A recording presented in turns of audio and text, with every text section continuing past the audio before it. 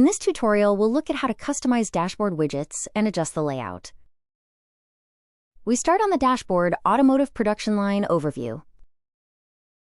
Here, widgets are currently placed in a random arrangement.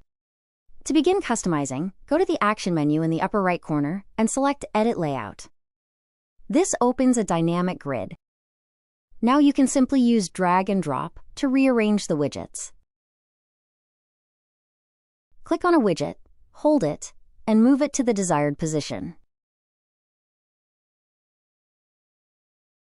To adjust the size, move your cursor to the edges of a widget. Click and drag to resize it. When you move beyond the current boundaries, the grid expands. This flexibility allows you to fine-tune widget sizes, since the grid cells adjust and become smaller or larger depending on your layout. Next, let's add a new widget by clicking on the yellow plus button and select it from the existing widgets.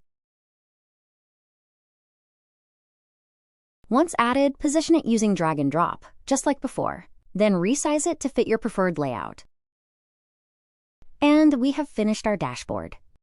With these tools, you can quickly create a dashboard that matches your workflow and highlights the most important information. Thank you for watching.